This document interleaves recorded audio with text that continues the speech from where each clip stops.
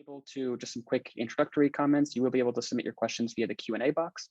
And if you submitted any questions or comments during your initial registration on the Zoom registration page, we've gone through that, and we'll look forward to addressing as many of those as we can as well towards the end of all of our presentations. And because many folks in attendance today already know about EURAXESS services, have heard me speak before, most likely virtually, I will give an extremely quick express presentation on what we do, and then you can learn more in other future presentations of ours as well. So I see the numbers continue to tick up a little bit, so I'll just give it another second here. And in the meantime, let me share my screen.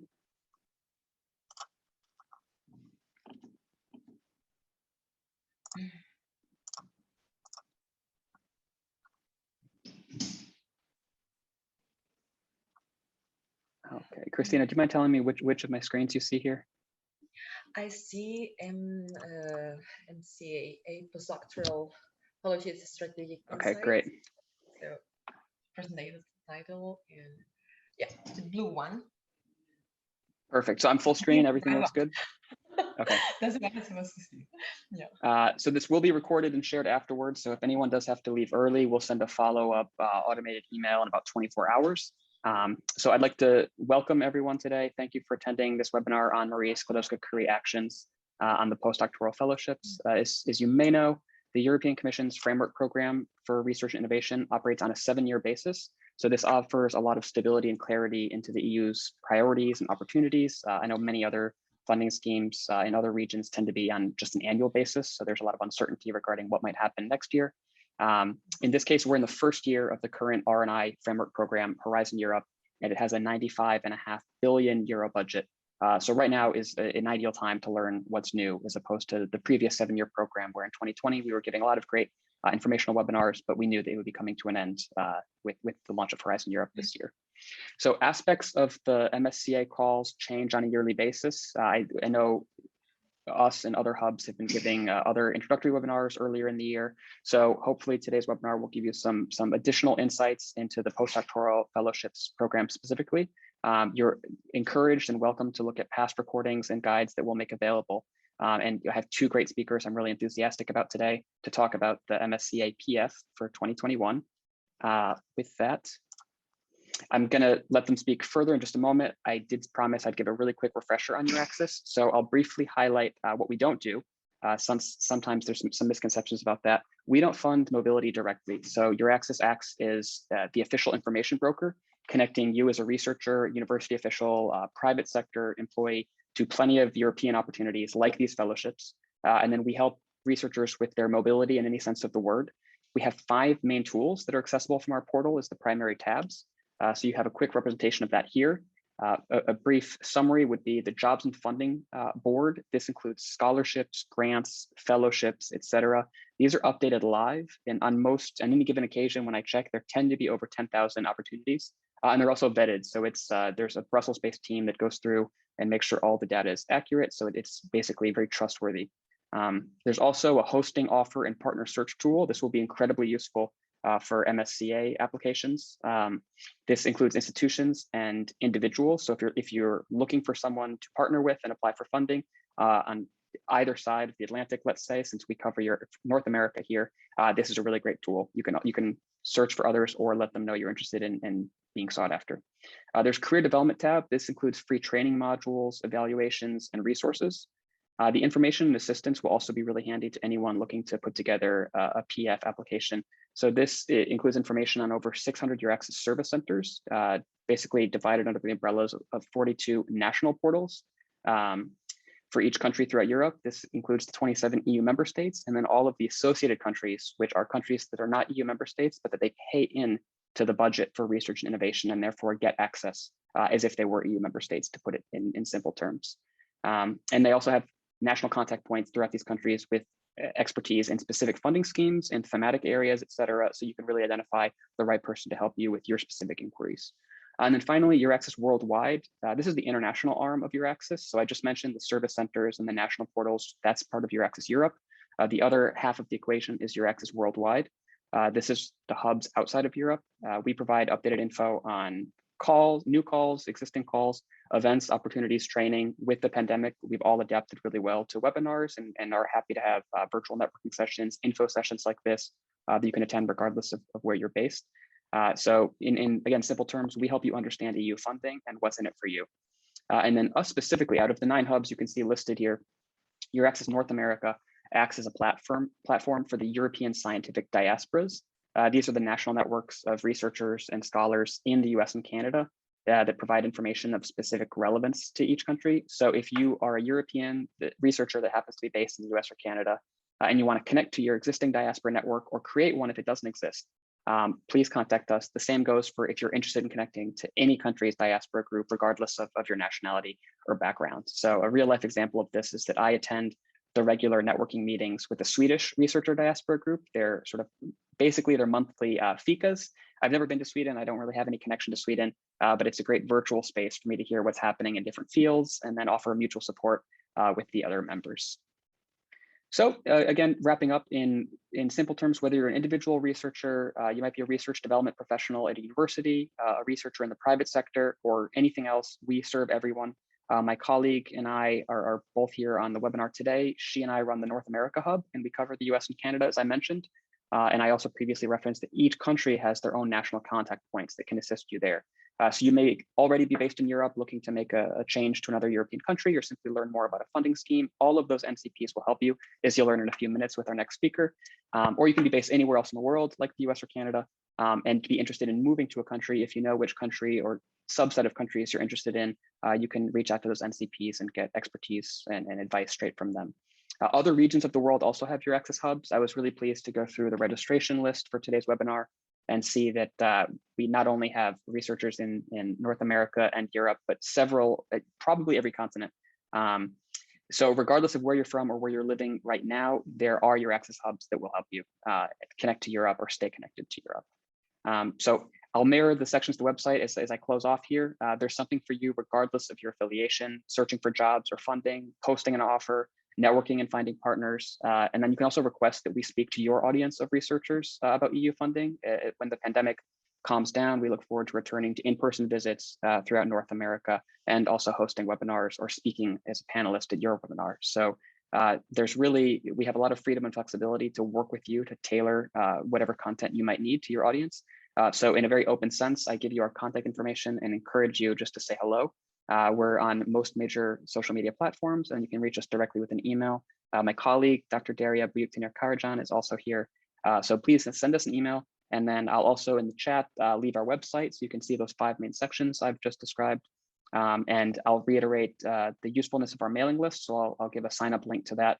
We send emails twice a month with a small collection of funding opportunities, events like this, that may be how you heard of this, and other news from the European Commission. So with that, I'll thank you. I'll introduce our next speaker, who is a Poland-based NCP for Marie Skłodowska-Curie Actions. Magdalena Chomishka is here to share a lot of information about this year's iteration of the MSCA Fellowships. So thank you so much, Magdalena. I'll leave it to you. Thank you for the invitation and for an introduction. I'm going to just share my screen and I hope you can see it in a full screen mode. Yes, everything looks great. Okay, thank you. Once again, good morning, good afternoon, and good evening, since we are connecting from different parts of the world. As Jackson has already mentioned, I represent the national contact point from Poland. And today I'll tell you a little about the Marie Skłodowska-Curie Postdoctoral Fellowships. Actually, I wanted to give the title why to apply, but I hope this why is not necessary. And after my presentation, you will know that it's really worth applying.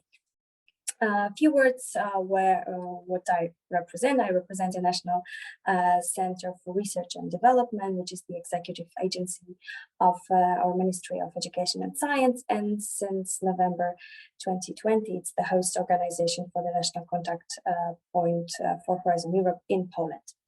There are few of us who take care of different parts of Horizon Europe. I am happy to be an NCP for Marie Skłodowska-Curie Actions and for the ERC grants, European Research Council grants. As for the content of my presentation, first I'll provide a short introduction to Marie Skłodowska Postdoctoral Fellowships. Then I will continue with some novelties that has been introduced in Horizon Europe, and further on I'll tell you something about the proposal content. But this time I will not go step by step, so point by point from the proposal template. I would just give you an overall image of the proposal content in the postdoctoral fellowship proposals. But knowing that, you will be able to fill in the proposal without major problems, I hope. And at the very end, I'm just going to sum up some hints and tips on how to write a successful proposal. Okay, so let's get started. MSCA, so Marie Skłodowska-Curie Actions Postdoctoral Fellowships, can be summarized also in one of the quotes that has been said by the patron, so by Marie Skłodowska-Curie, saying that you cannot hope to build a better world without improving the life of individuals. And this is actually this, so improving the research environment in Europe to foster the excellence of training and research for promising researchers in order to add the value to European science, to identify new solutions and to bring a change to the science. They are, as you may know, open to excellent researchers of any nationality with some restriction, but then I will elaborate later on that. And the researchers are encouraged to work on research training and innovation projects, also in a non-academic sector, to be better exposed to different possibilities and future employability possibilities. And this is also for researchers who would like to reintegrate to Europe or go to Europe to do their research, as well as those who had some breaks in research and who would like to restart their research careers. Another target group are the researchers who are displaced by conflict. And all those projects are have to be original, and they are a personal project. So you have to remember that this is an individual training and research project. And what is really important, it is a bottom-up approach. So there are no predefined priorities or subjects that are more welcome than the others. It's fully up to you what is going to be the topic of your research. And this is something which is common for the first pillar of Horizon Europe framework program, which is called the Excellent Science. So this for this project, there are no predefined priorities. It's all up to you. There are two modalities of those fellowships. It's the European Fellowship and Global Fellowships. The European Fellowships are for the researchers who are moving either to Europe or within Europe. And these researchers can be of any nationality. And they have to plan their project for a year, minimum a year, and maximum 2 years. The other option are the global fellowships, which have two phases. The first phase is being implemented in a third country, so in a non-European country, like the US or Canada or Japan. And there is a second mandatory return phase, which has to be implemented in Europe, which means in either EU member state or in associated country. Jackson has previously explained what an associated country is. It's not an EU country, but it participates in the framework program just like other EU countries. So based on the same rules. And here, as for the researchers, there is a slight restriction. This action is foreseen for EU or AC citizens or long-term residents. So you have to be in one of these groups in order to apply for global fellowships. And as for the duration, the first phase is from 1 to 2 years, and then it is followed by 1 year, so 12 months in Europe. The current call for a proposal is open, and its deadline is on the 12th of October this year at 5 p.m. Brussels time. And here I would just like to mention a third option, which is not an MSCA call. It's a call which is called the ERA Fellowship, And this is foreseen for researchers who are applying with a host institution which is based in one of the widening countries in Europe. A widening country means a country that is not doing well in terms of success in framework programs. And in order to enhance their chances, there are some additional mechanisms, and the ERA fellowships are similar mechanisms. And this is a kind of a top-up and an extra chance for those who are applying for European fellowships. But again, these the host institution of these countries have to be based in a widening country, and the list of widening countries is also placed on the call page, and you have a direct link to the call page. So if you're, for example, applying with Poland, with the Czech Republic, with Croatia, Slovenia, you can have an extra chance. So that means if you are not listed as a main list, so you are not funded by a postdoctoral fellowship call, you can be transferred to this ERA call almost automatically. But I will not pay too much attention to that. So let's get back to MSCA.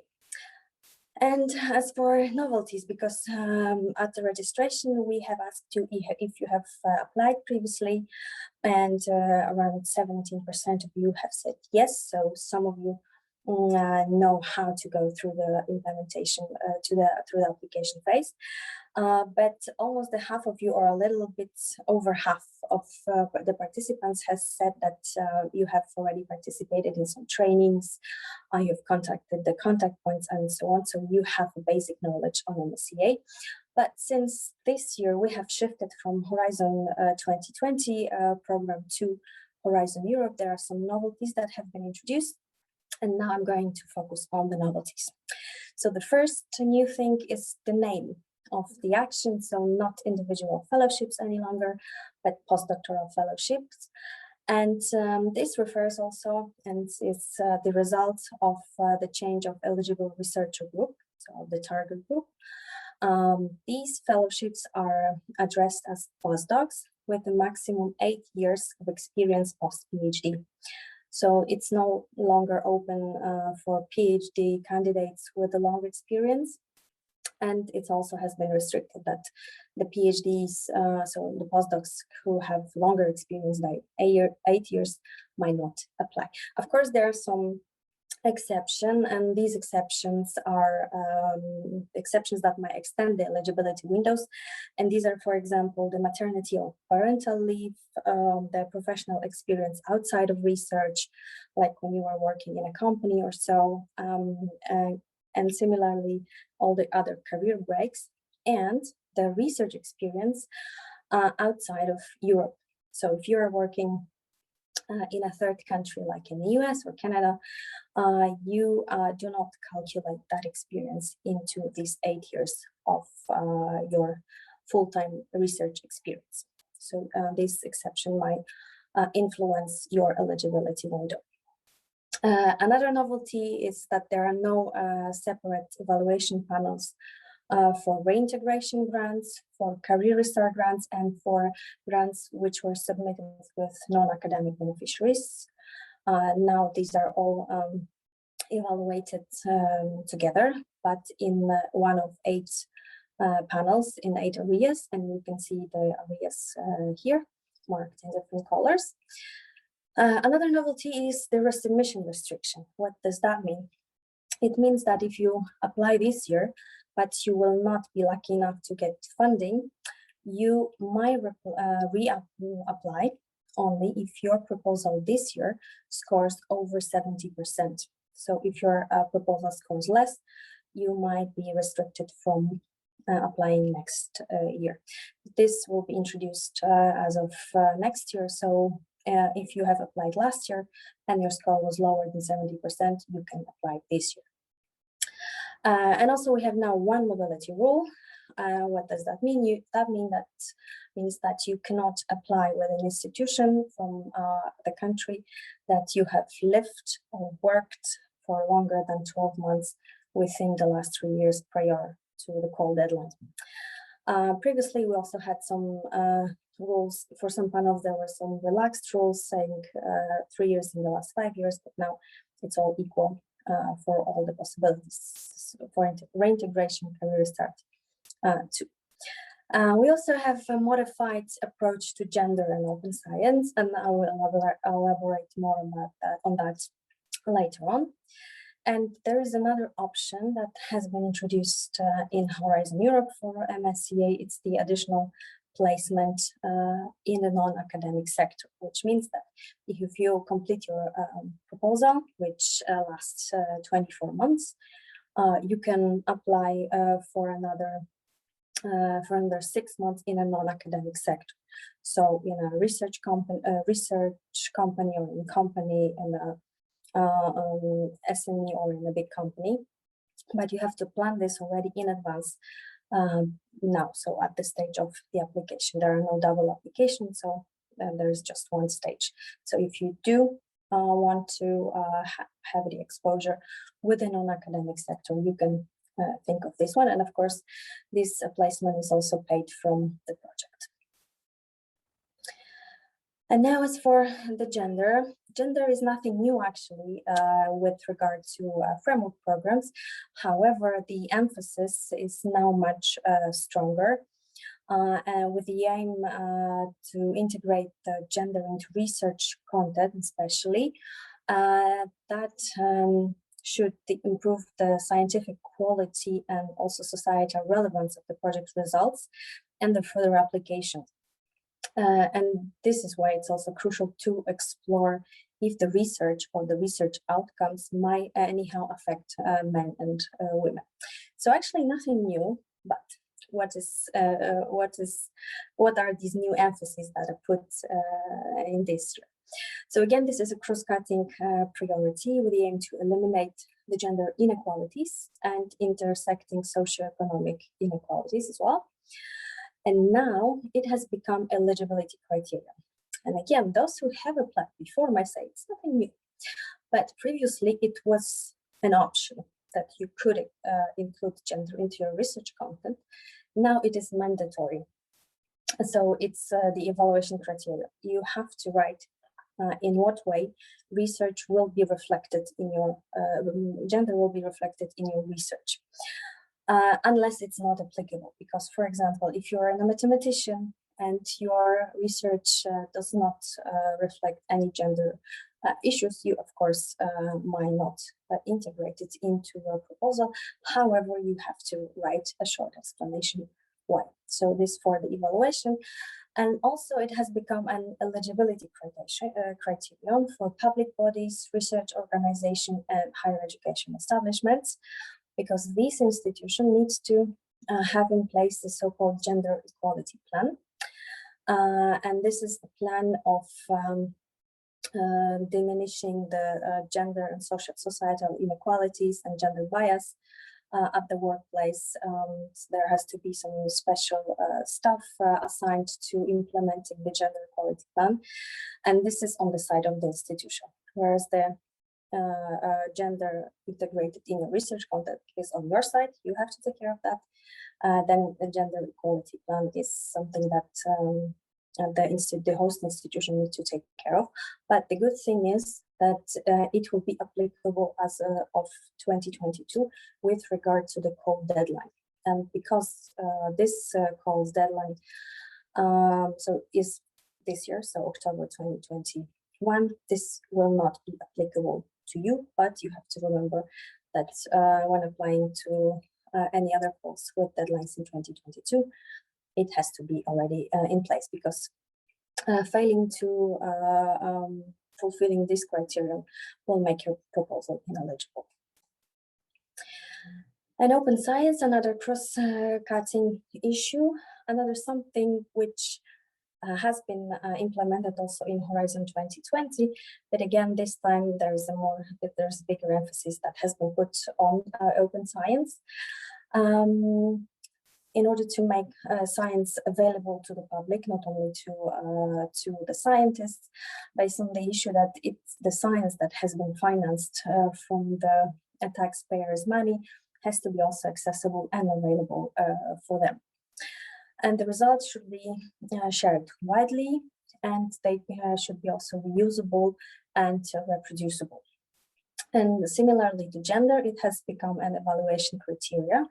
So you have to describe your approach to the open science with regard to your publication and to data management, but also with some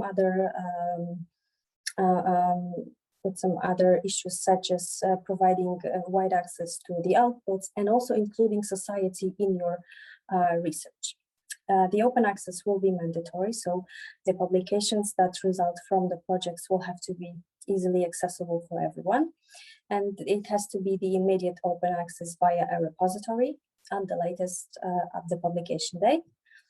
And something that was introduced previously as a pilot action, so the open research data and data management, now is also a mandatory thing. So you have to include the research data management in your proposals and in your projects, and to share your data on the basis as open as possible and as close as necessary, because of course there are some situations in which you cannot share your data if you're, for example, dealing with classified information or with personal data or with sensitive data. Then of course you can close this data, but you have to write an explanation. But still, the data management plan will be mandatory. This was about the novelties, and now I will continue with the proposal. And you see some short questions: who, what, why, and how. And those of you who have come across small children, like 2, 3, 4 years old, they keep asking these questions constantly because they want to know the world, know what's going on in the world, and they want to have everything explained to very detail, and they keep asking these questions. And it is said that also researchers do not stop at a certain point asking these questions, and they are driven by curiosity. And by this curiosity and by asking these questions, they're also able to explain the research the world to the public. So let's start with the first question: who? And you can see two heads here, two faces. They are different. One is bigger and the other one is smaller. And let's think that the bigger one, it's the person with the bigger experience, so the supervisor. And the smaller one is someone who is learning from the more experienced person. But as you can see, there was a flow from both sides. So it's not only one side, it's a two-way communication. So we have two people in the project, the supervisor and the fellow. But it is the fellow who is the most important, the VIP in this project. So before starting writing the proposal, the fellow, the center of the proposal, or the sun of that solar system, if you consider that as your project, then you have to think of your project in a way that is a research and training project. So it's not purely research, it goes beyond research, and you have to think about both of the parts, so research and training. Both are equal and both are very important, and only when the combination of those two is correct, then you can have chances to be funded. And the proposals should actually reflect your training needs. So what do you want to learn in the course of your proposals? So before starting, you can think and you can try to imagine yourself in 5, 3, 5, 4 years from now.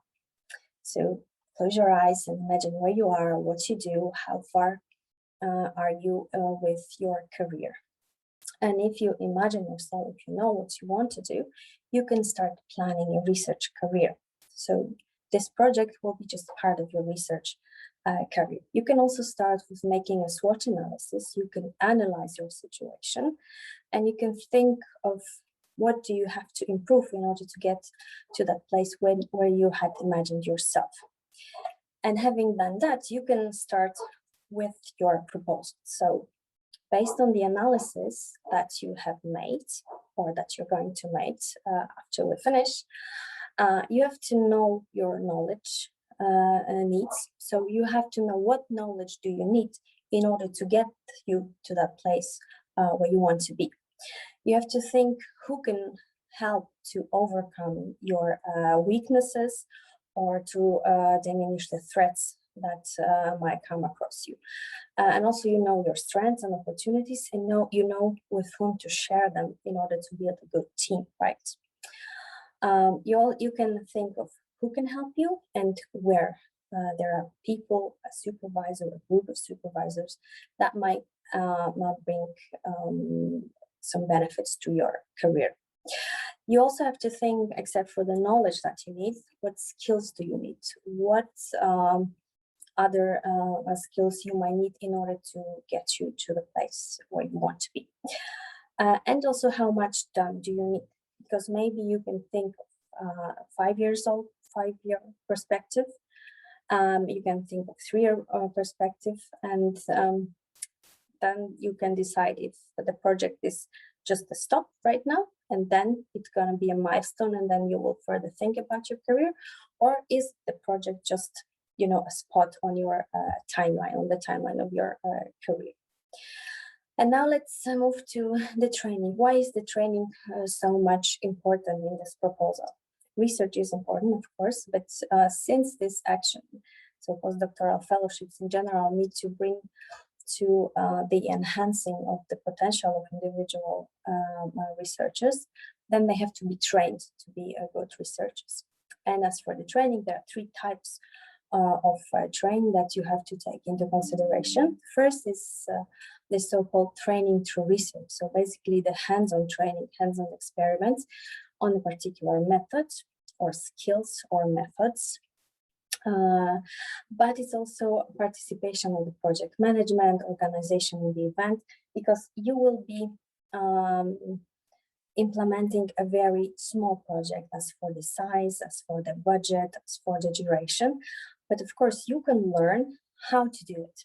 And having this experience, you will be able to manage more complicated proposals. And the same goes for communication and dissemination. Of course, you know some things because you've done that before, but still by learning during that proposal, you will get some additional skills with this regard. Then you have also additional training, and it can be the training for open science, how to deal with this approach, and the same goes for gender. If you need any training in gender, you can plan that, of course, and it can be both learning by doing or some additional courses. As well as for new techniques, big data, and experimental design, of course, whatever is needed, because it's not important that you plan as many trainings as possible just to impress the reviewers and evaluators. It's important to match the training that you plan with the training that you need, that you have spotted in your analysis as some weaknesses. And the transferable skills are the non-research skills, but are research-related skills that will in the future help you to be an excellent researcher, such as grant writing and management. Of course, you will write a grant now, but you can get some insight also on how to write different proposals for different funding schemes. The same is with regard to IPR. If your project is, if your research is anyhow applicable to the market. But also you can learn and be trained in soft skills such as CV writing, author presentation, communication skills, entrepreneurship and innovation, as well as public speaking and presenting. And as for the second person in that team, a little less important, but still very important. So the supervisor, who is your dream supervisor? First, it has to be an expert in the field, so someone who is a little bit more experienced than you, and someone who can be your teacher. And that person should also have some international experience, and if applicable to your research, to what you do, also some intersectoral collaborations in the research, especially if you plan intersectoral collaboration. So someone with such experience will be of great help for you. A good supervisor has also some previous supervision, experiences, like supervising postdocs or or PhD candidates, and you have to prove that in your proposals. And it's also known if that person has coordinated or participated in national, international research project. And what is actually the most important, that person needs to have some time and has to be actively engaged in the preparation of the proposal and later on in the project implementation. So it's good when this proposal has been actually written, or at least very well consulted by both sides. If you would like to know what is expected from supervisors and some detailed expectation, there are all written in the guidelines on supervision, and we will have a direct link to that publication in the presentation. So where to find the best supervisor? So the best option is to look among your contacts, among all your networks. Maybe you have met someone at the research conference, and I know such cases. Maybe your PhD supervisor or someone from your team has some collaborations with other researchers that might be your supervisor. That's the best option, as I said, but if that fails, there are two other possibilities where you can look for some hosting offers and some offers for researchers who wish to apply for postdoctoral fellowships. The first possibility has been already mentioned by Jackson at the beginning, so the EURAXESS hosting offers. You can go to EURAXESS, click on hosting offers, and there are currently, this morning when I checked, morning in my time, when I checked, there were 240 hosting offers for postdoctoral fellowships at the EURAXESS webpage. But you can also take a look at the website of the Net for Mobility Plus project. This is also a project funded by Horizon 2020. So the previous research project, and I am happy to be a member of the coordination team of that project. The project is unfortunately finishing this month, so it will close in a few days, but the website will stay, and the cooperation and collaboration will be continued in the next project. But the hosting offers and the expression of interest are also published there, and you can take a look at them too. Sometimes they are published both in EURAXESS and on our website, but sometimes not. So I encourage you to take a look at both websites. And as for transfer of knowledge, when we talk about people, you have to remember that this transfer is not only from your supervisor or host organization to you, but also you have to think what you can share with your host organization and with your supervisor, because you are at a certain point of your career, you have certain knowledge and skills, and maybe there is something that you can share with the community that you will go to, like with students, with PhD candidates, or maybe with the research team that you will be integrated to. You have to think also, how will you do that? Will you organize a workshop for students or for PhD students? Will you organize a lectures, or just like some regular meetings that you will take part in, and then you will share your experiences? This is also very important. So transfer of knowledge has to go both ways. And when we come to another question, the what question, so what is the content of the proposal, we have to think of your goals, the main goal, and also maybe there are some intermediate goals that will take you to finalizing your research dreams, if you have them, of course, because you have to remember that this action is the research and training actions. Both are equally important. So with regard to research, you have to think of a research question or some research problems that you want to reflect in your proposal, and having known that, you have to think and research the current state of the art. So what is already known, what has been done, and what are your ideas how to advance the current stage of the art? How will you fill in some gaps, or if you have identified some new problems, how will you apply to those problems in your proposals? And of course, you can link the goals of the overall proposal also to your training goals and your career development. And if applicable, then you have to consider also the 3I approach, so international, interdisciplinary, and intersectoral. It's of course international in your case because you will be moving from one country to another in order to implement the project. But maybe you will also plan some short stays or secondments in your project lifetime in order to implement your proposal. And if interdisciplinary, then you have to ask why and how will you reach the interdisciplinary goals. And again, if it's not applicable to your research, if it's not applicable to what you normally do and to what you want to develop, then it's good to consider it carefully. It's good to have it, but only if you really go to that direction. And again, intersectoral, if you have any chances to get training with other sectors. So for example, if you apply with a research institute or university, and somehow your research might be, and the research results might be interesting for a company or an SME, a hospital or a bank, or even a foundation, then it's worth considering if not to include a short stay or a secondment or this additional placement that I have mentioned at the beginning of the presentation. So if yes, then consider that.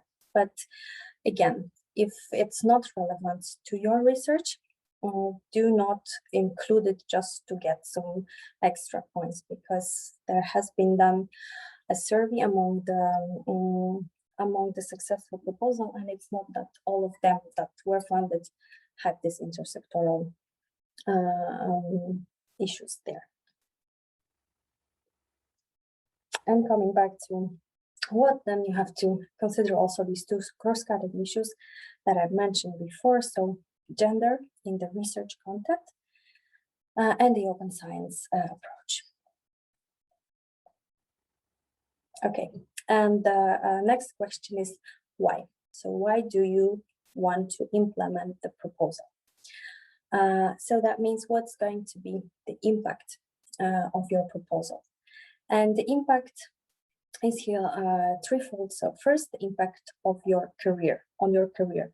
So well, where will the project take you? How much will it advance your career? So you have to think and present what is your current career stage, where are you now? You have to show that you have potential to develop because you have done something so far and you want to go further. And how much this project will take you further, what will you learn, how will you learn, and then what do you plan to do further with this? So what are your long-term career goals based on the project that you will implement for 2 or 3 years, depending if you do a European or global fellowship. The other issue is the impact on science. Is the topic important? And why is it important? Does it address any societal challenges or any important issues? But please remember again that it's a bottom-up approach, so it's totally up to you what is the research content. But on the other hand, if you are, for example, dealing with issues connected to COVID, if you're a medical doctor, if you're a sociologist, economist, and you somehow want to research that, you can address and refer to some documents. If you are dealing with some transport issue or climate change, you can also refer to some official documents showing that this issue is very, very important these days. And what's going to be the impact on the market and on society, if applicable? So are you going to bring some new solutions to the market?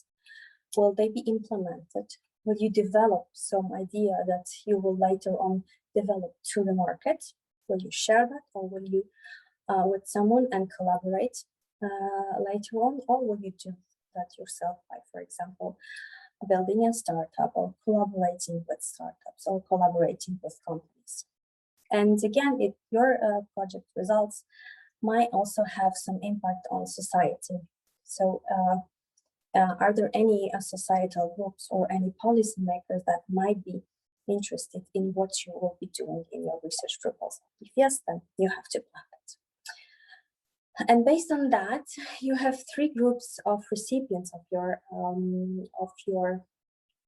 research results. So the scientists, policymakers, and the market, and the general public. And that means you will have to present some plans for dissemination, for exploitation, and for communication. I'm sure these three issues are, three subjects are well known, but just to make sure, the dissemination is the public disclosure of results by appropriate means, for example, by scientific publications, so articles, monographs, and so on. And exploitation is the use of results for commercial or societal purposes, but it's also the use of results in further research. And communication is informing the society about your research in general and about the research results. And for each of this group, you will have to provide a short and a concise plan. How will you do it? So who is going to be your target group, especially for communication, because for dissemination, this is obvious.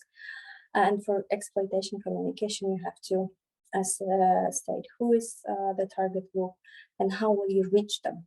Will you, for example, as for the exploitation, organize a meeting, a workshop, a conference, maybe some regular meetings with policymakers or with companies. And as for communication, here try to really think outside of the box, because there are some communication ways when communicating your science that are very obvious, like blog entries, social media entries, radio or TV appearances. But try to think, is there anything that I will do differently than the others? For instance, lately I've come across to an idea of having some inputs into entries in Wikipedia. So maybe this one, or maybe using one of these social media tools that is not that widely used or with regard to science, like for example, Instagram. Maybe you will have an account. Maybe you will organize live chats with some other experts in order to reach to a wider public. So do try to think outside of the box in this regard. And the last question is the how question. So how will you do that? First is the methodology. So what methods will you use, and are they usually used in your research? Maybe you will introduce some new methods. Maybe you will need to learn some new methods, and this is when you chose a given supervisor. So this was the choice based on the fact that you will learn new methods. And if you know your goals, your methodology, you have to think of your work plan. So how will you break down your research into steps or work packages? How many of them will you have, and how will they be placed in time?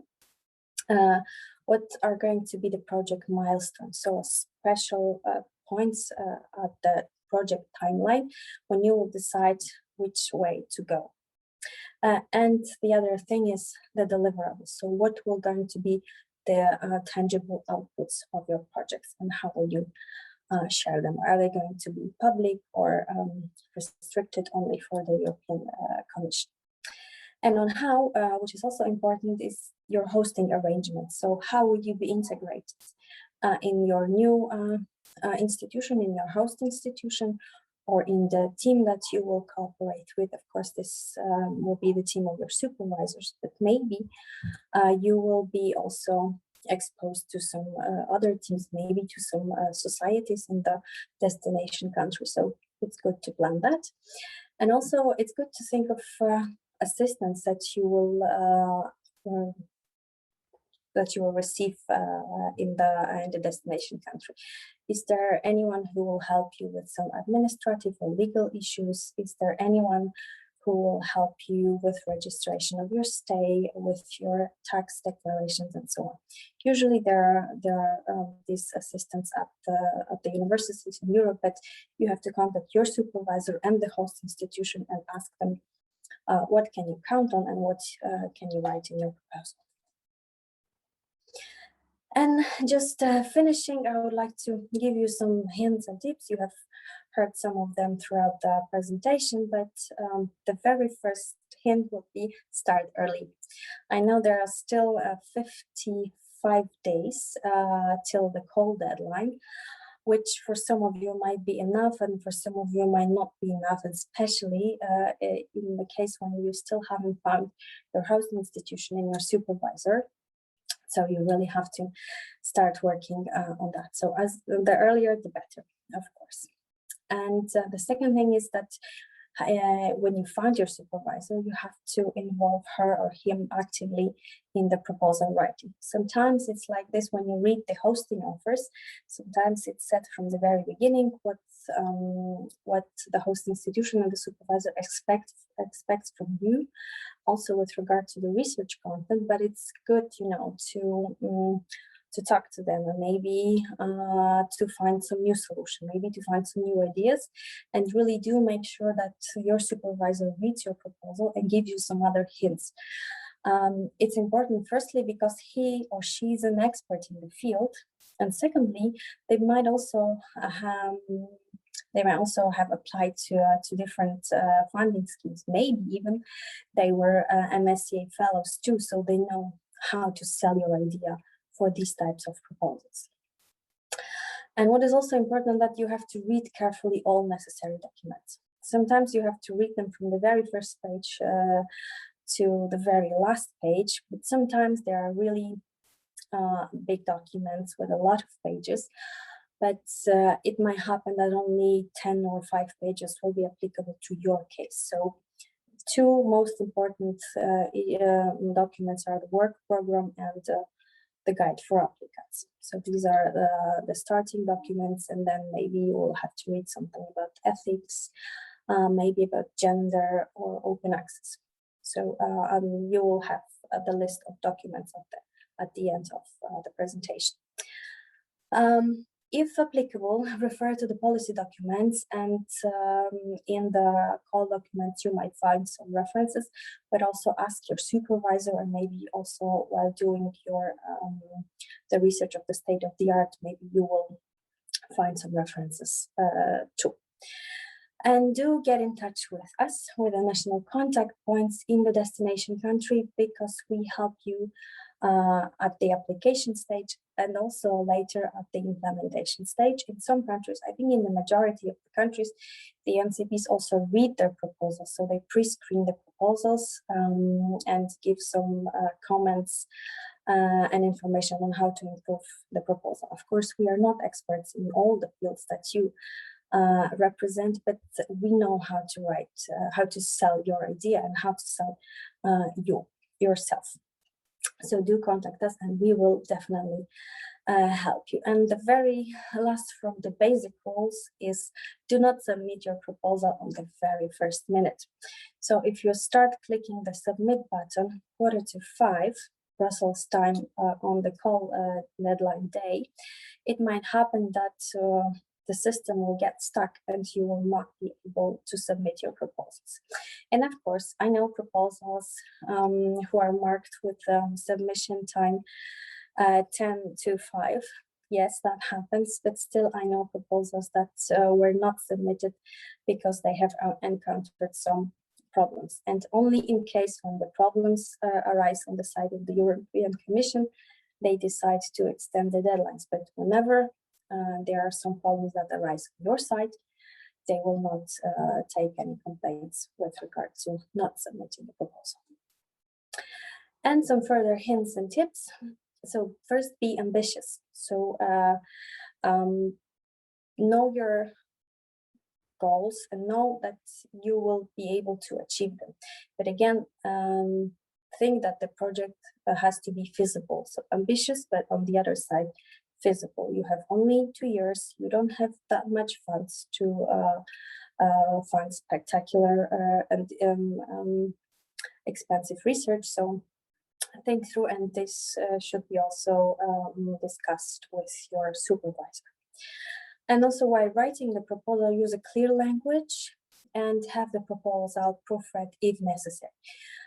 If you're connecting from the US or from Canada, you're a native speaker, so you probably don't need that. But on the other hand, sometimes it's good to have it read by someone who is not specialist, just to see if that person understands what you mean. And why is it important? Because the evaluators might not be exactly experts in your field. And if someone who is outside of your field will be able to understand your general idea, then it means that the proposal is well written. So sometimes it's also a very good exercise. And talking about the evaluators, you have to impress them from the very start. So the very first pages of your proposal and the abstract have to be written really in a good way. You have to impress them, you have to show them that you know what you're doing, and you're definitely going to achieve the project goals, and you're definitely going to advance your research career. You have to also stick to all the rules. For example, the number of pages and the font sizes. Please do not try to circumvent those rules. They are also important and show if you respect the rules that are set for everyone. And this is just, for everyone to have equal chances. That's why for example, number of pages that are in some cases restricted. And if applicable, and if anyhow the graphs, charts, and images can enhance your proposal, please use them, but do not overdo. It's exactly if in your project proposal or project articles, researchers from your field use the graphs or charts or images, and if you do, then you use them too.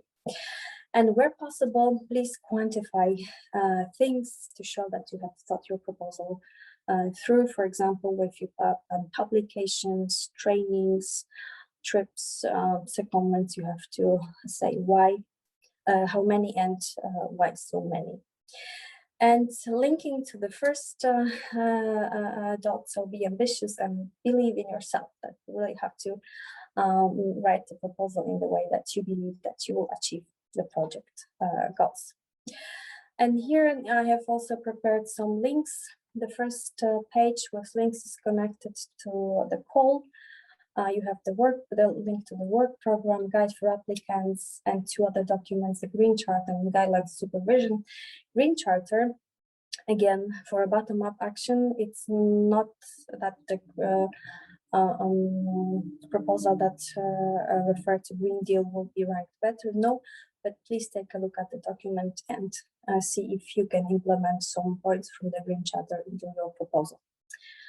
I also have Horizon Europe Program Guide. This is a nice document if you look some information and further references on gender or open access, for example.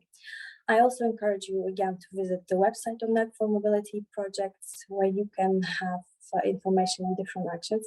They're mostly connected to Horizon 2020, but for example, some statistics or handbooks. There was one of the projects that were really highly appreciated by the researchers worldwide. There are some additional information on how to write a proposal, and I know that the proposal have changed compared to the previous year, but still in this document you will find very useful hints and tips on how to write a good proposal. And some other links connected to gender, to open access, and ethics, if ethics is applicable to your proposal, because gender and open research are, of course, applicable for everyone. And again, just a small commercial of our services within Net for Mobility Plus project.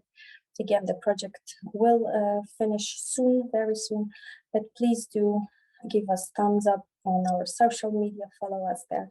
We will update you with the latest information. You'll also be able to access our previous documents and webinars and some practical guides.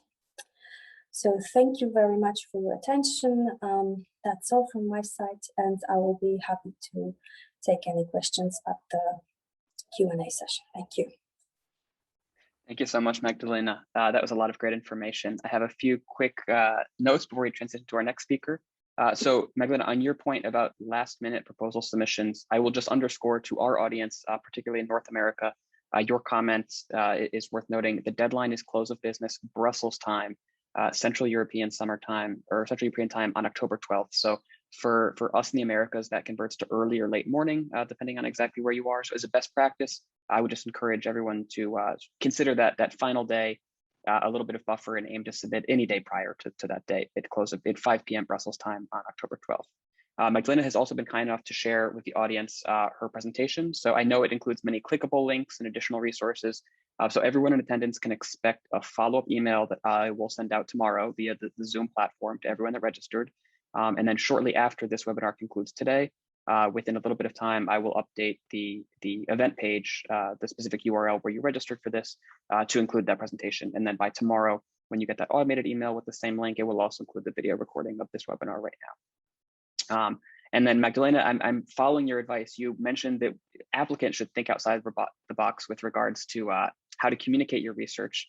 And I also said in my introduction that we are open to serving our members and our researchers however we can. So I would like to propose that EURAXESS North America potentially host some sort of creative webinar showcasing the research of successful applicants. So if anyone is chosen for a postdoctoral fellowship and wants to reach out to us afterwards to use us as a platform to submit your research, we'd be really happy to talk further and see if we could put together a panel for a series of presentations on some success stories and some interesting research. So as I get ready to go to our next speaker, I will encourage everyone to submit your questions in the Q&A box. We've gotten some really great questions and comments via the chat feature, but just so that we're able to sometimes type out a written response and also so that other attendees can see the questions and then click and vote for the other questions of interest. I would encourage you to use that Q&A box, vote for others' questions, and we'll aim to answer as many as we can, either by text or by reading them out loud and going to our different speakers. So I'll keep an eye on that. And in the meantime, I'll like to introduce Dr. Cristina Blanco-Cio Lopez. She is an MSCA Senior Global Fellow and the principal investigator for the NavShen project at the University of Pittsburgh and the Ca' Foscari University of Venice, as well as the chair of the North America chapter of the Marie Curie Alumni Association. So Cristina, welcome, and thank you for sharing many perspectives with all of the different hats you wear as a former evaluator, current Global Fellow, as I mentioned, and Alumni Association chair for those of us in North America. Thank you so much. I look forward to hearing from you. Yes, it's always a pleasure to collaborate with you. And I will try to speak slowly because I saw in the chat that there are some persons with hearing impairments. So I will try to be very clear, very slow, and to refrain my enthusiasm. But if I just go very fast suddenly, please let me know. I'm very happy to slow down so that the presentation is clear for everybody.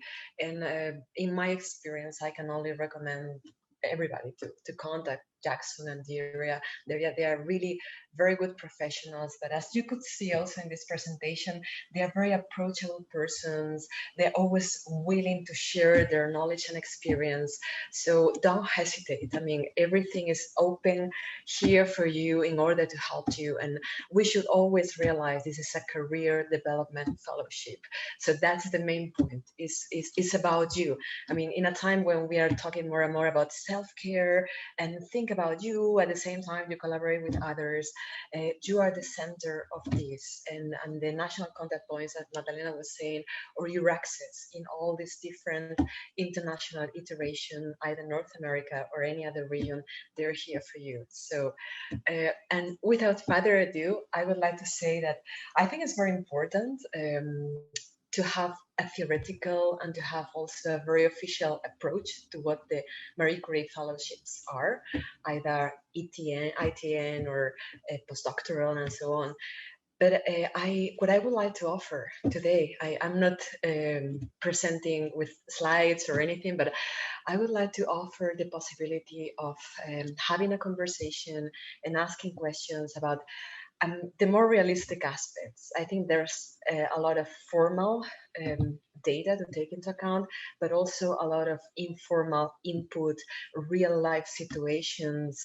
And even if it's focused on this idea of opportunity, there are challenges. So my main message would be that you are not alone to counteract these challenges, but there's a whole network and a whole community to do that. So first of all, the first half of my presentation today will focus on the experience of being an evaluator to show you the other side from through the looking glass, let's say.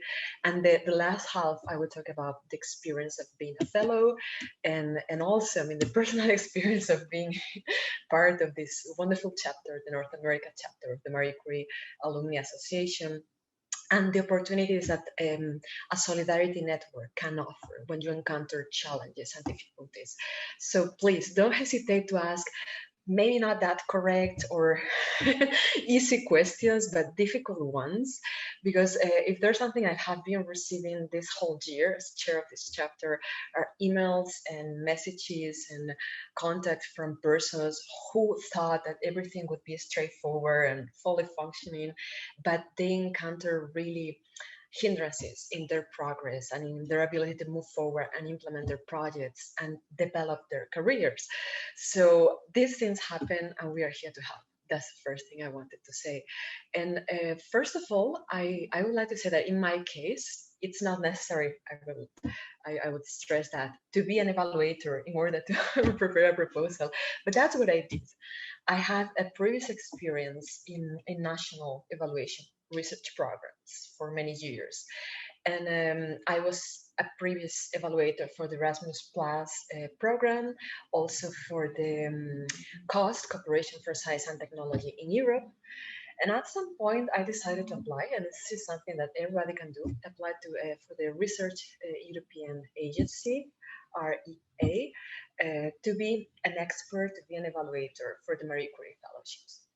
So what I did is be first an evaluator, and years afterwards, I applied to be a fellow myself. And I think I learned a lot from that project. So it's not necessary, but I think it can be very helpful because you know which kind of conversations you have from the other side and the things they comment about and how they look at that and how they value things.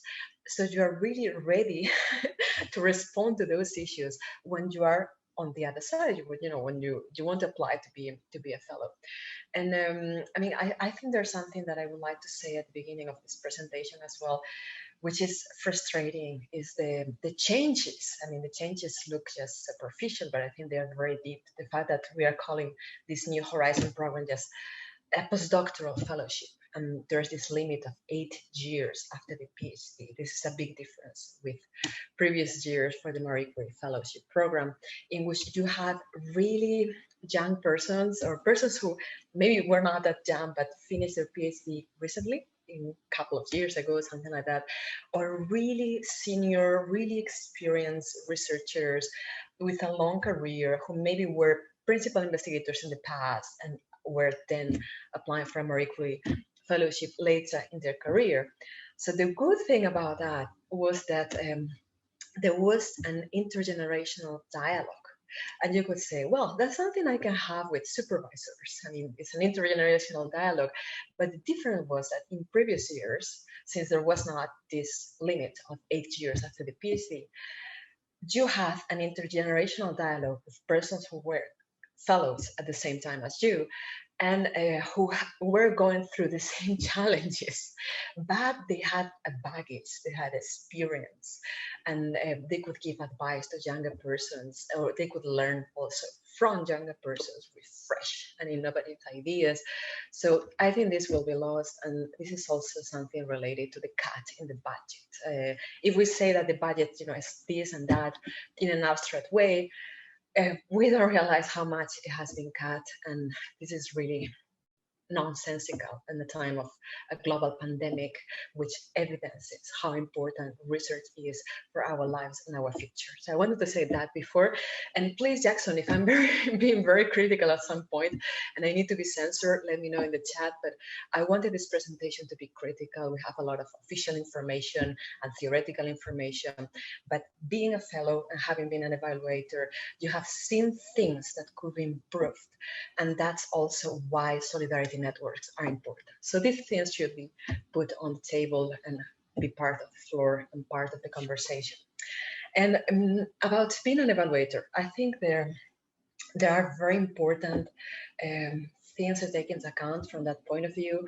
And one of them is that there are groups of persons, there are evaluators who take their job really seriously, and they are very positive in the sense that they try to look at talent, capacities, and they try to look into the potential, not what you have done or where you are in your research career, especially when you're very young and when you're starting, but also who you can become. And that's what I think that what Madalena said before, but how do you see yourself in 3 or 5 years important? I think it's important to be ambitious, but also try to make this ambition feasible and to show it's possible, showing your own development, your own evolution as a researcher. This is something that I saw, even if I saw also, and maybe it's something that has to do just with my field. I'm a historian, so I'm part of the humanities field, but I also work partly in political science and together with sociologists or anthropologists and so on. So it's something related to humanities and social sciences. And there were two main problems I saw with evaluators in this sector. And there was one which was supposedly very good, but had a really bad effect. And that was the fact that some evaluators think that not a lot of budget is given to the humanities. So they give a lot of high points to projects that are not so good compared to others. I mean, they give high points to all projects. And I was really critical of that because I thought some projects are really excellent.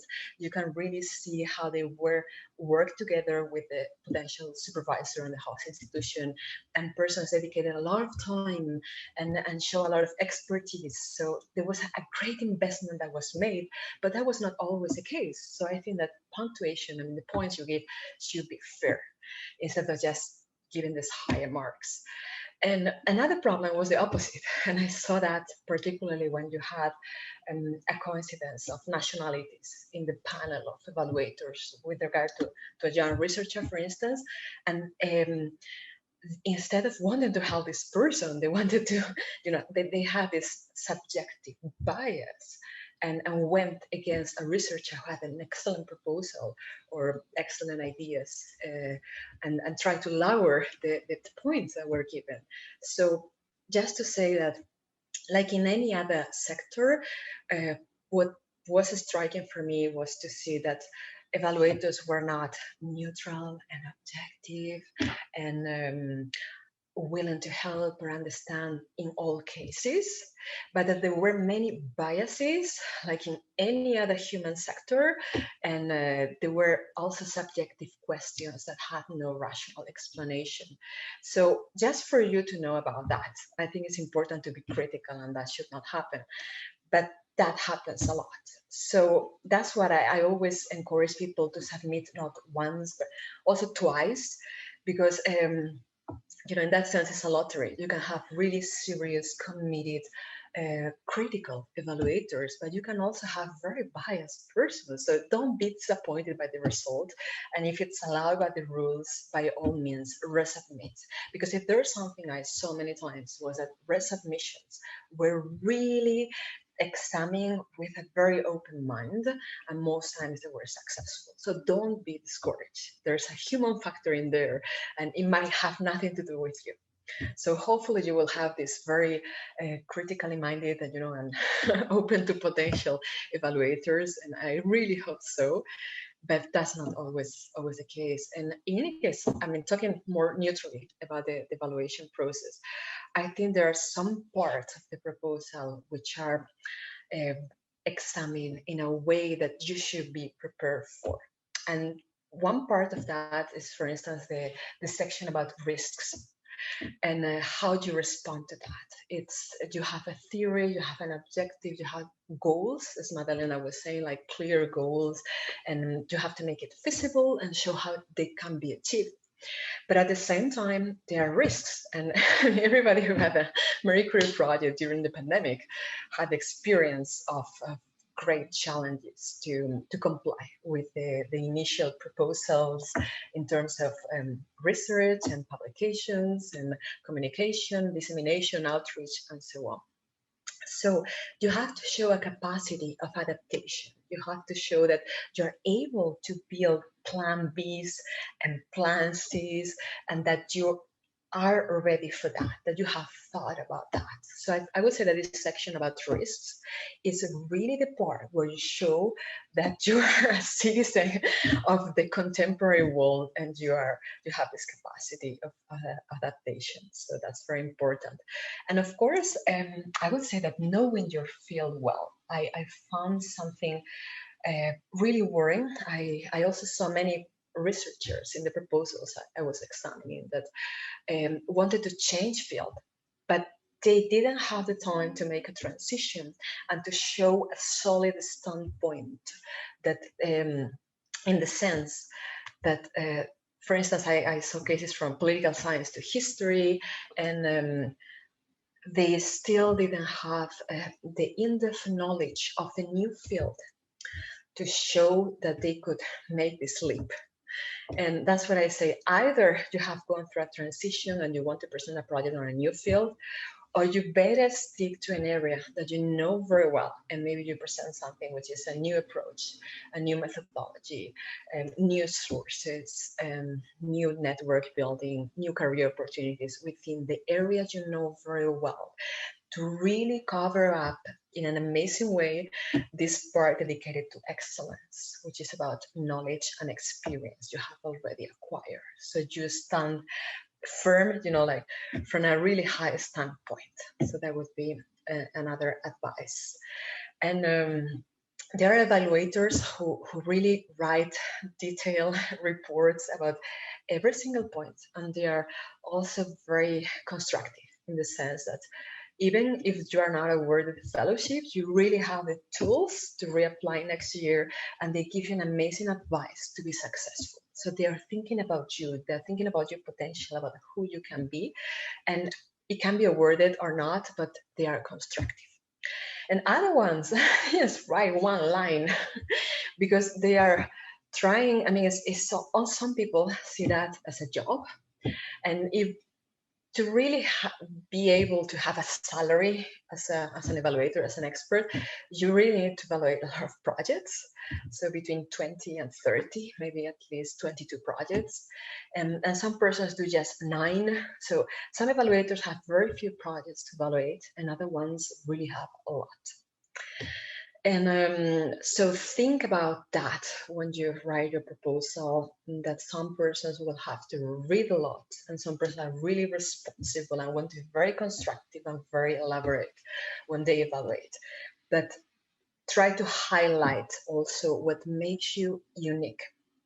And I would say that many times evaluators take into account persons who are not just focused on the idea of their own success, of their own unique concept of theory, but persons who are really able to build teams, to collaborate with others, to create clusters.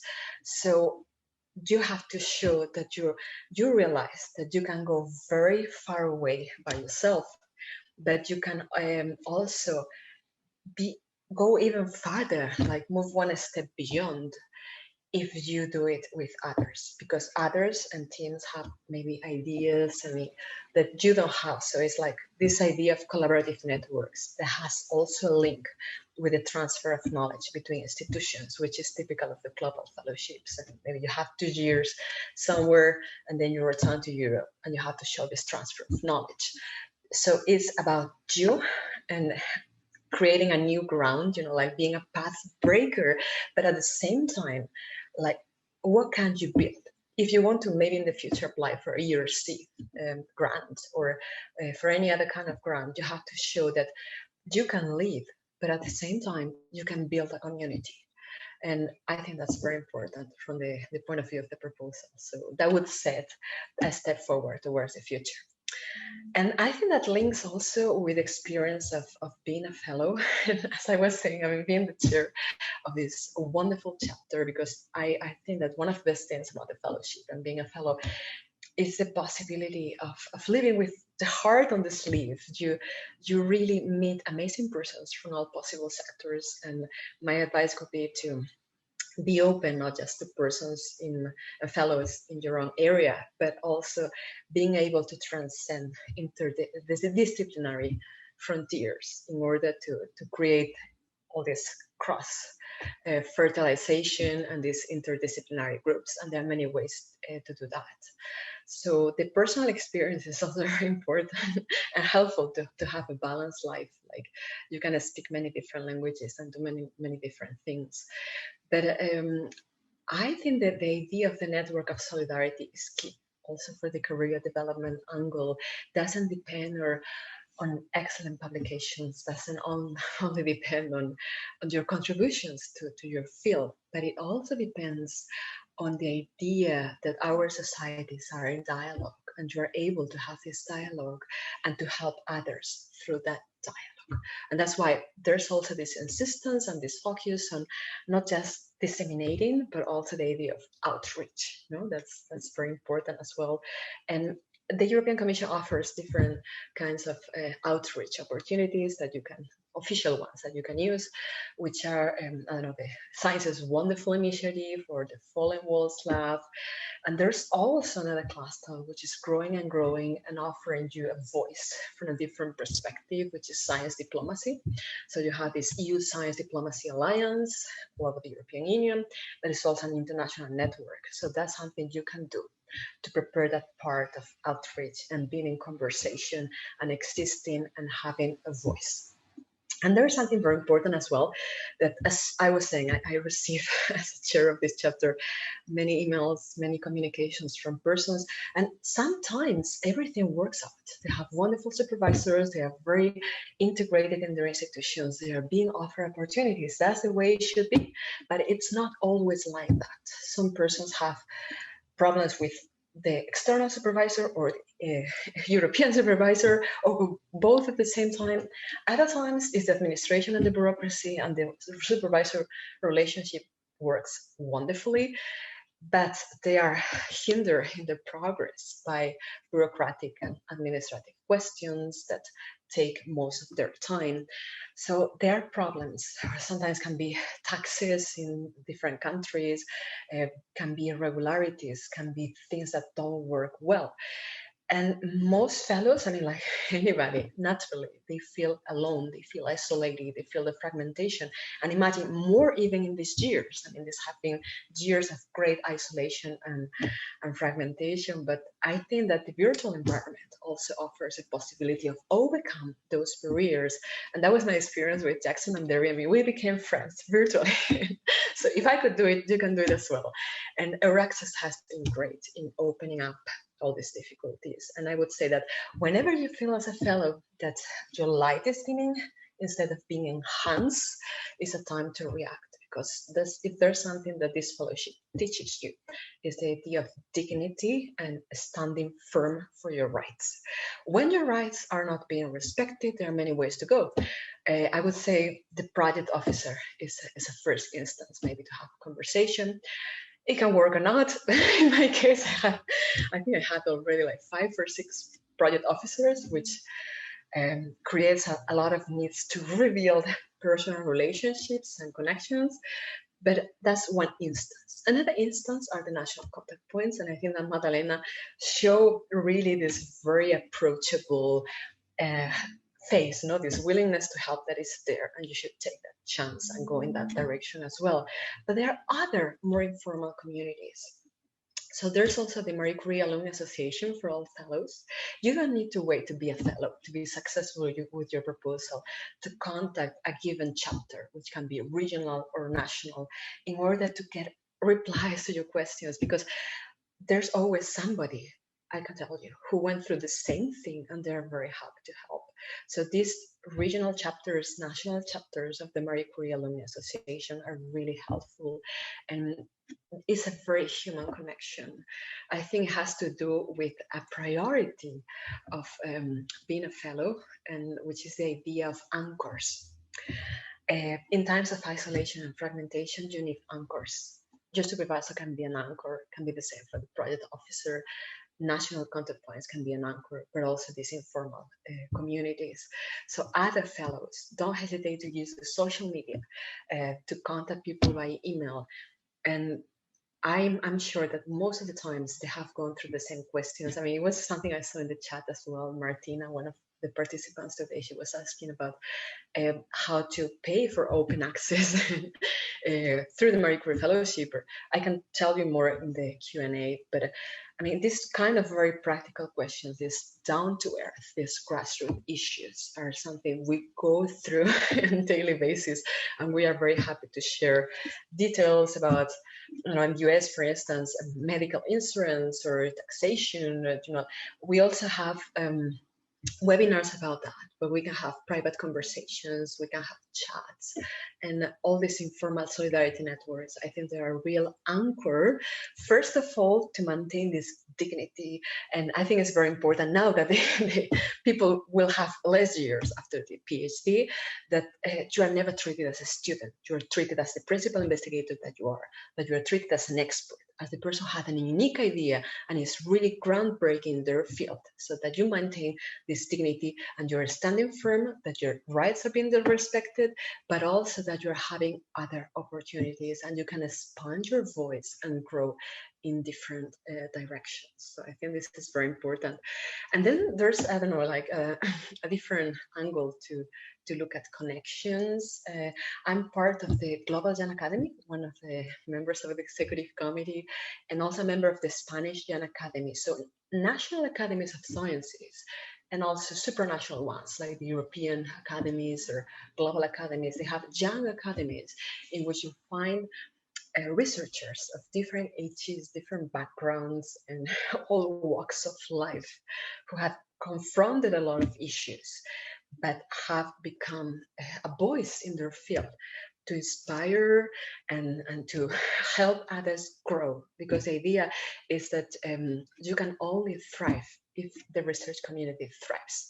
And at a time of budget cuts and challenges to your dignity as researchers, for many persons, I mean, for us it works perfectly. But if you are experiencing problems, what I'm saying is that there are different communities that can help either in a personal way, or you know, it can be just encouragements, but it can also be career opportunities. So there are official channels, and I think EURAXESS is wonderful in the sense of disseminating about actual opportunities like the job market and so on. But there are also informal communities you should not overlook. And they can also be useful for you when preparing your proposal. And when trying to comply with what I told you before, I mean, the angle of the evaluator. How can I prepare myself to be on the other side? How can I think how they think? How can I know about their conversations? Many Marie Curie Fellows, either before, as it was my case, or after being a fellow, they are evaluators of the program.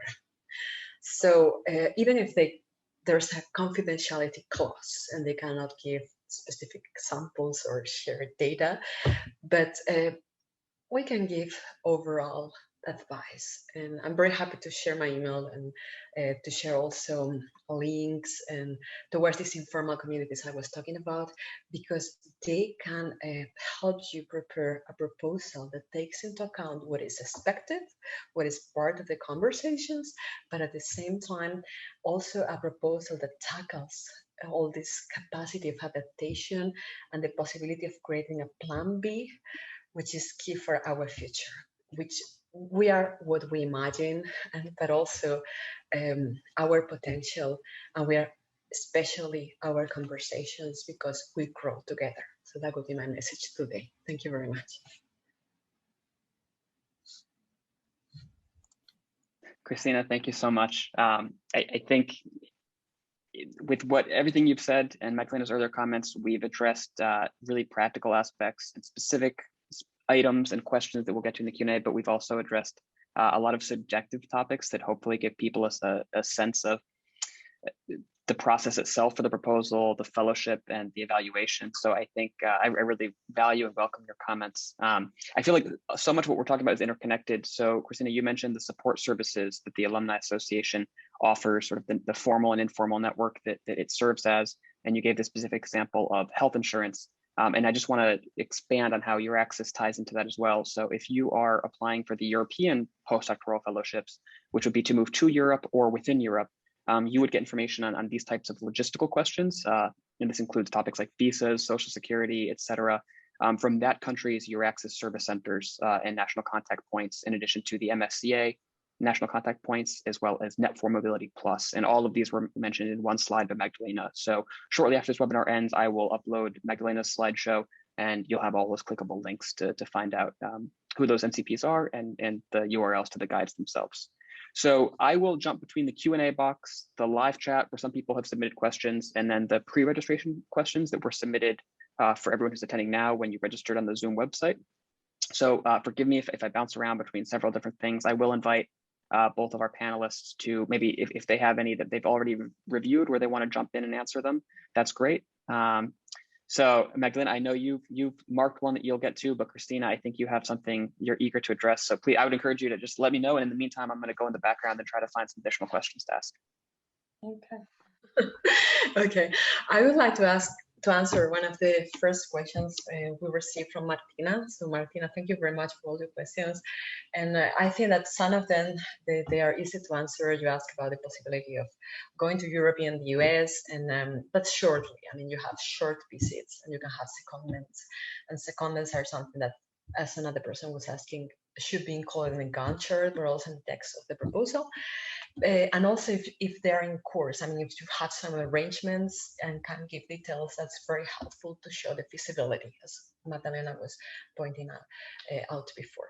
So, but there's another very difficult question, and we had a really useful conversation, an informal Solidarity Network conversation about that, which is the issue of open access and the issue of how to cover the open access publications, taking into account the embargo periods, because the issue is that sometimes embargo periods of many journals for many different areas doesn't coincide with expectations of the European Commission.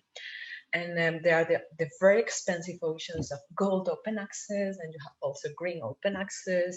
And this applies to many different disciplines. So just to give you an example, that was the experience of one member of the North America chapter, and he was so kind to propose, again, an informal conversation among all interested members of the chapter and beyond to know what happened to him, the challenges he was going through, because he managed to publish in really high impact journals. But from the Commission report, there was a demand to see the open access. And in terms of embargo, it was not ready for the time of the report. So in theory, of course, you can use the money, the budget, which is part of the research and training funds of the fellowship, to cover the open access of your own publications for a journal, for instance. But sometimes, and that was very useful, something very useful, this wonderful colleague told us, was that by talking to the project officers, you can agree when there's, I mean, this conflict with the embargo times, to offer a link to a preprint, which, depending on the discipline, can come from different sources. I don't know, like I'm thinking of SSRN for social sciences and humanities.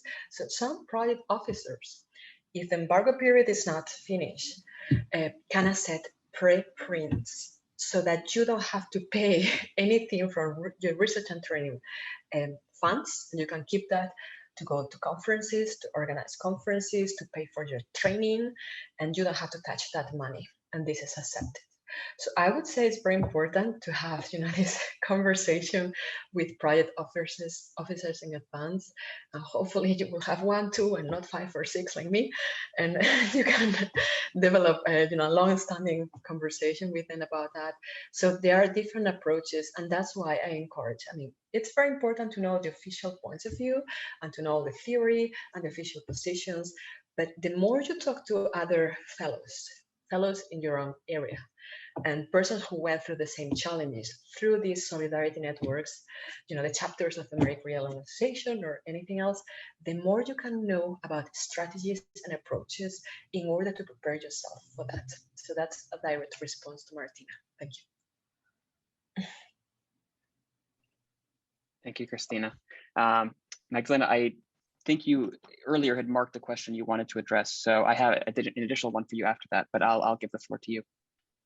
Yeah, I've already replied to that in the chat. The question was if the person whose name is not displayed here, understands correctly that if he or she applies this year and gets score below 70%, I cannot apply next year. Yes, correct. The score for this year call, which will be lower than 70%, will prevent you from reapplication.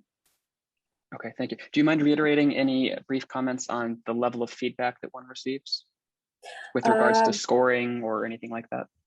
Yeah, no matter the result, so either positive or negative, you will always receive evaluation summary report, which is a common evaluation of your proposal. So there are always at least 3 people who read and evaluate your proposal. But what people get in the end, it's just a consent report of all these evaluators, and you will have marked your score. So you will know how many percentage you get, as well with comments with regard to weaknesses and strengths of your proposal in all of the 3 criterion. So excellence, impact, and the implementation. So no matter the score, you will always get the comments. Thank you. I have another question for you, Magdalena. Someone asks if it's possible to review a previous recent example of a successful proposal in their specific field. I have a small comment I'll add, but I'll open that question to you. Okay. Yes, it's possible, but do not ask for the NCPs, because we must not share the proposals with the wider audience, because it's confidential, so we do not share them. But there are some ways you can do it. First, I will refer to what Christina has said, to contact MCAA, so the Alumni Association, because as Christina also said, they are very nice people who want to help you. As they were successful with their proposals, you might contact them and maybe they will be willing to share. So whenever you approach anyone directly, they can always decide if to share their proposals or not. And the other option is to look for that on the internet. So you can Google that. There are some platforms like Figshare, for example, and on Figshare you can find people's proposal, and also on some other websites. Sometimes people do publish their successful proposal also on their private website. So please Google for that, but be aware that you have to then also check if this proposal was funded. Because it would be nice to read those proposals that received funding. So yes, it's possible, but not through the network of contact points.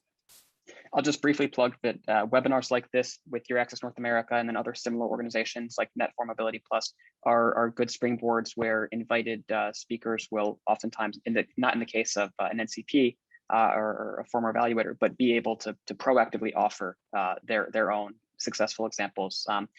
We promote all different and several European funding mechanisms. So my specific example right now that I'm thinking of isn't MSCA, but another similar funding scheme where we invited someone to speak about her experience receiving funding, what the application was like, and she gave similar tips last year.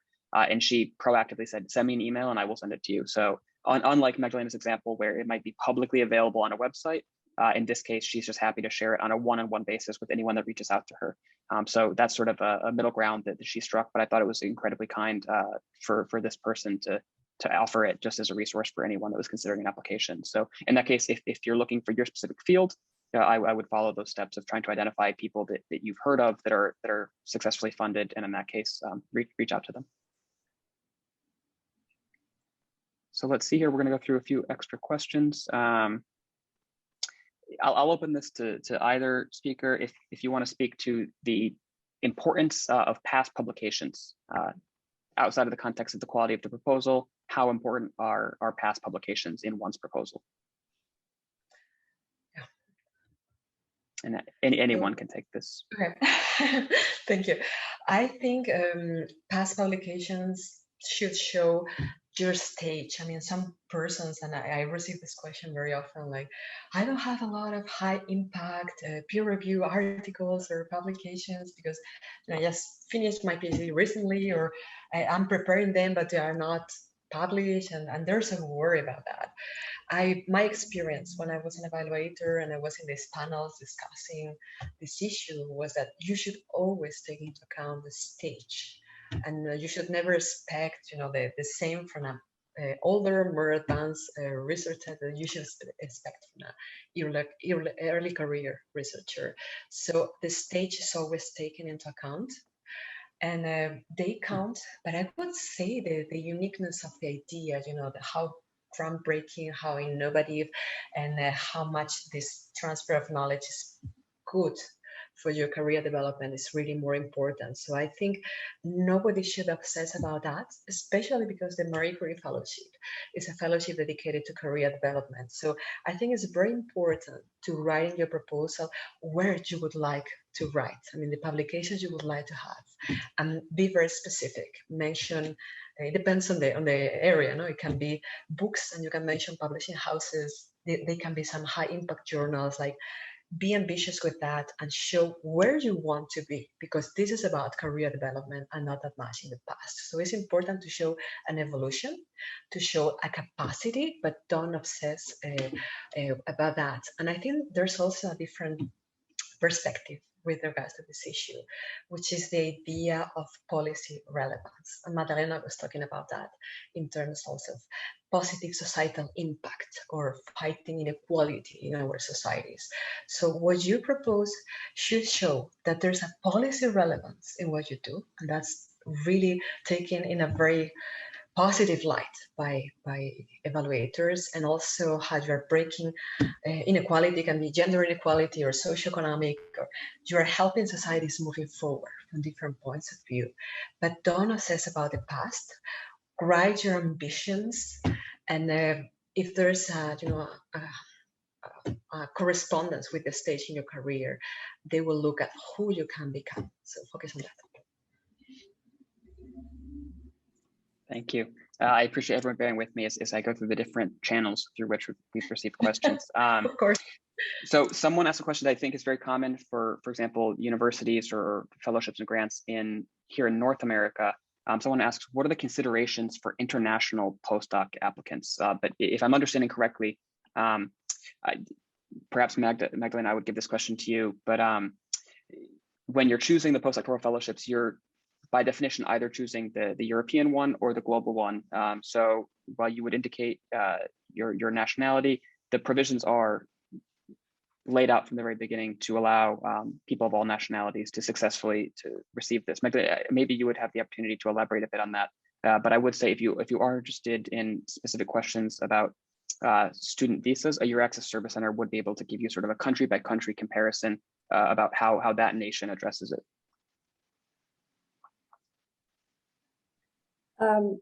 Actually, there's nothing much I will top up. Actually, there was a question I wasn't sure if I understand correctly, because for me it was more like what are the opportunities for the postdoc to apply, and then I would refer to EURAXESS website and the hosting offers and the job offers, because there are two different things. The job offers are open positions to apply for a job contract or employment contract.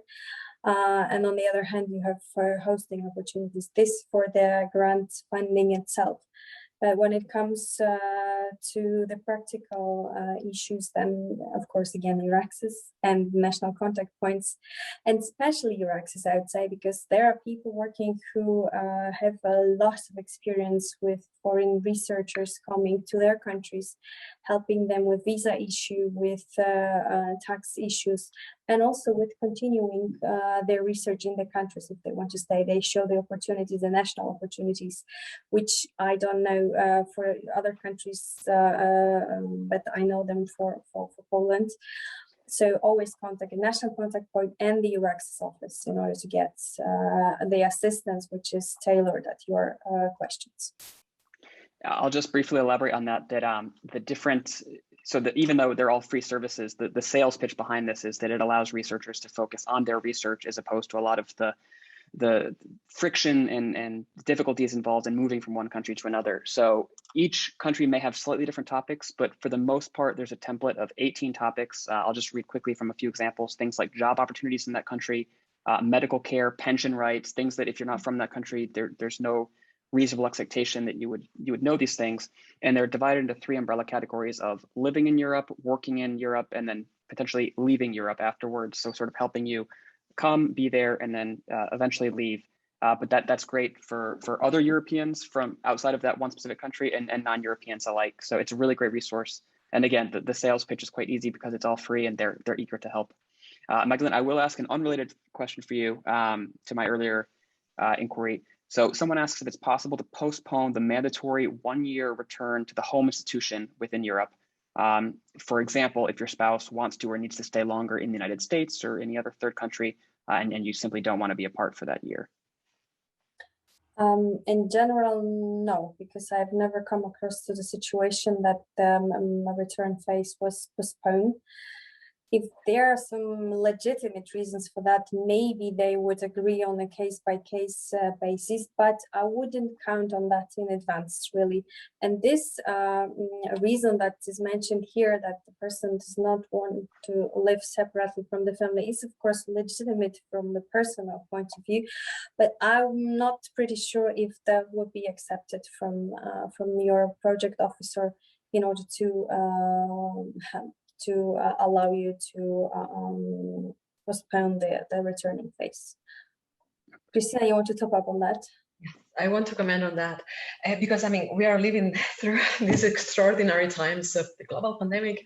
So, and this is part of the conversation between many fellows and their project officers, that it happened in 2020, but this is also happening now, that because of family reasons and many persons are asking for temporary suspensions of their fellowship, and some fellows had like 3 months or 6 months, and it's pandemic related. So some persons were not able to fulfill what they expected they would be able to do